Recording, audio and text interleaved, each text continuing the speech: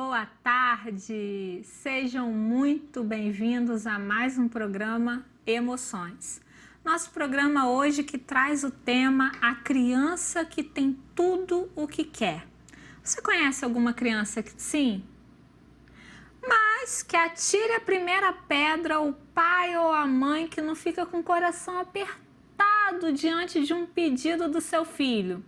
Geralmente pedido acompanhado por aquela carinha de anjo que só o seu filho sabe fazer. E os pedidos mais diferentes possíveis, que vão desde um sorvete, o passeio no shopping, até um presente novo. O fato é que sensação maravilhosa para nós pais sabermos que nós temos o poder de atender o desejo dos nossos filhos. Mas e quando tudo isso começa a ser um problema? Como eu falei no início do programa, o desejo da criança a lista de desejo é enorme, né?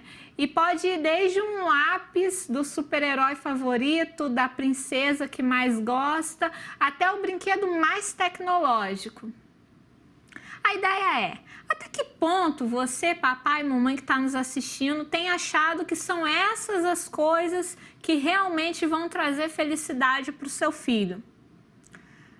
No programa de hoje, a gente vai falar da criança que tem tudo o que quer e as consequências disso. Você vai ouvir um termo que talvez você desconheça, que é a infantolatria ou síndrome do reizinho. A gente vai entender o que é isso. Eu ainda vou mostrar para vocês uma pesquisa muito bacana que foi feita e que mostra o que as crianças realmente querem. E no final, ainda vou falar como fica o casal que coloca a criança no centro da relação. Tudo isso a partir de agora, no nosso programa Emoções. Para começar muito bem o nosso programa, eu quero te fazer uma pergunta. Você já se endividou para comprar um presente para o seu filho? Sim ou não?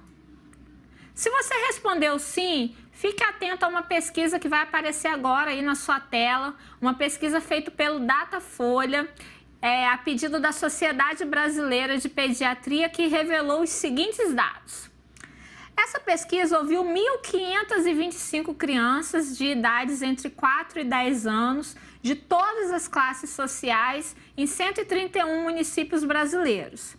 E revelou que o dia em que 96% delas se sentem muito alegres é o dia do aniversário, quando elas são rodeadas pela família e pelos amigos.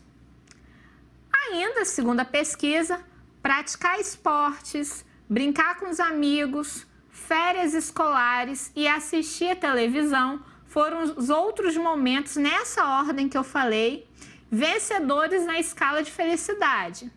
E a pesquisa ainda constatou que 71% das crianças entrevistadas disseram sentir-se muito triste quando estão distante da família. Interessante é que, apesar da lista de presentes ser enorme, como eu falei, não aparece na lista os presentes como sendo algo que faz as crianças realmente se sentirem felizes. Você percebeu isso? Ao contrário, que para elas é muito importante é justamente a presença da família. Por isso, papai e mamãe, está na hora de esquecer o excesso de presentes e estar mais presente na vida da criança. Você sabia que negar um pedido ao seu filho é um ato de amor? Não? Pois é, ao contrário do que muitos pais pensam, dizer não em algum momento é ajudar essa criança a construir as suas futuras relações sociais.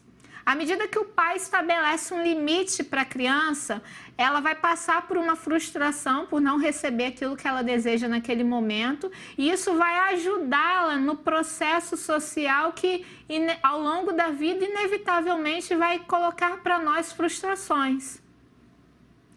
A ideia é, o dinheiro não pode ser mais importante que o convívio, e o não é necessário.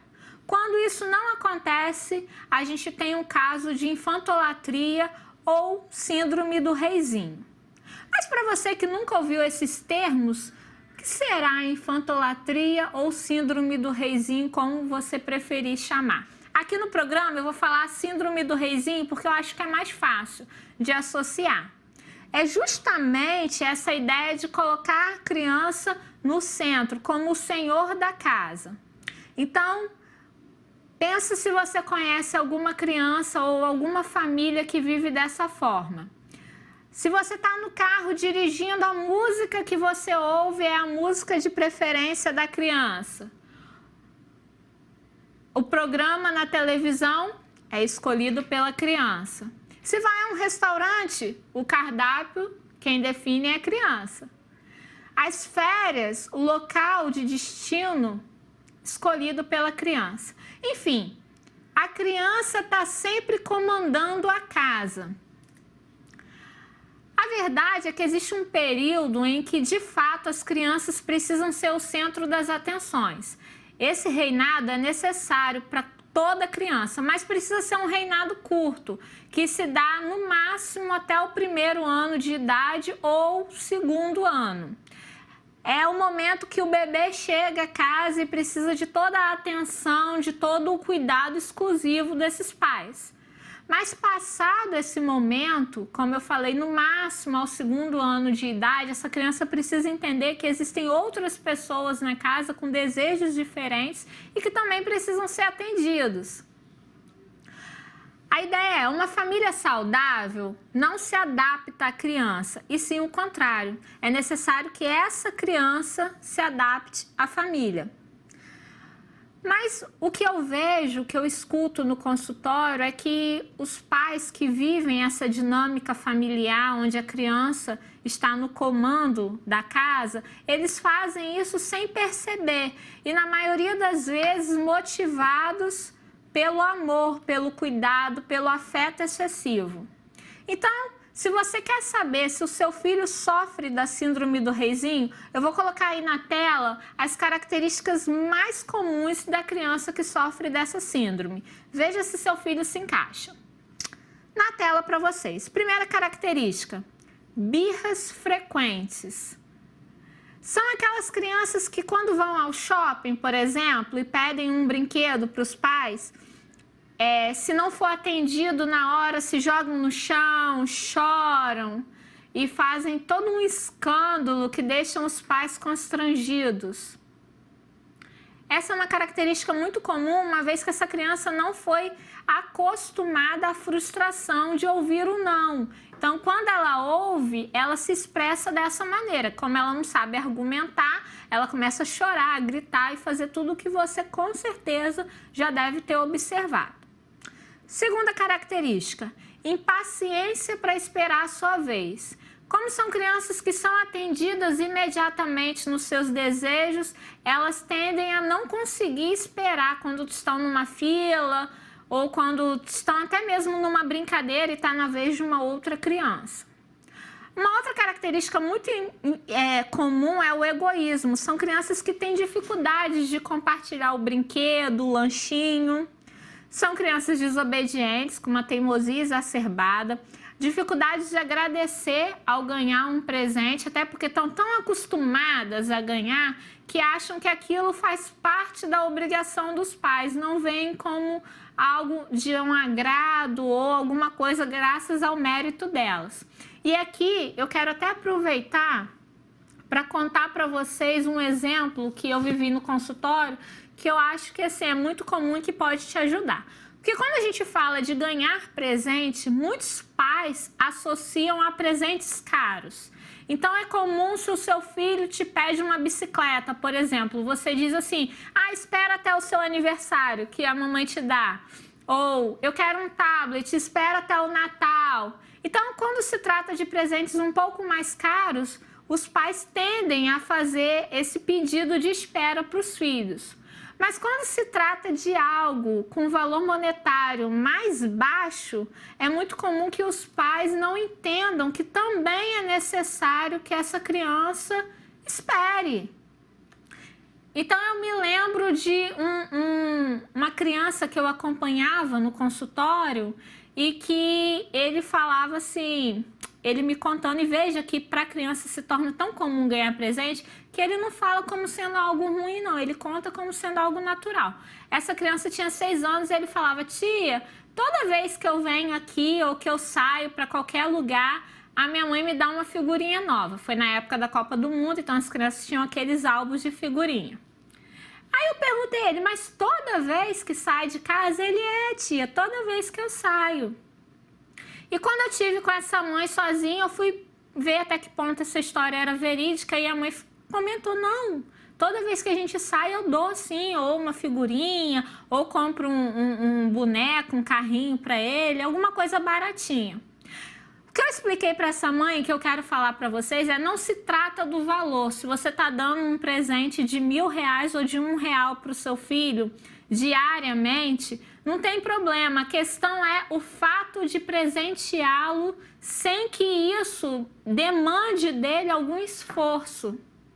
Então, tira da criança essa ideia de mérito, de merecimento, de necessidade de obedecer às regras e coloca essa criança numa posição de o presente é a obrigação dos meus pais. Por isso, ele não agradece.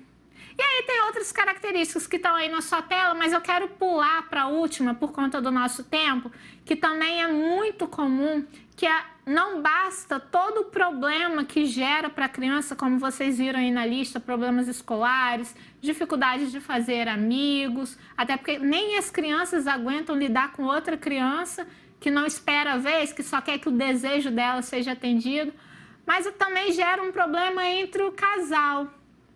É muito comum que no caso de síndrome do reizinho, o casal comece a ter problema. Por quê? Numa relação saudável, o casal continua sendo o mais importante da família e depois os filhos. Quando essa ordem é invertida, você deixa de ter o marido, deixa de ter a mulher e passa a ser só a mamãe e o papai. Obviamente que a relação tende a passar por problemas. Então eu quero deixar para vocês esse recado. Eu coloquei aí na tela, como vocês viram, as características mais comuns da síndrome do reizinho.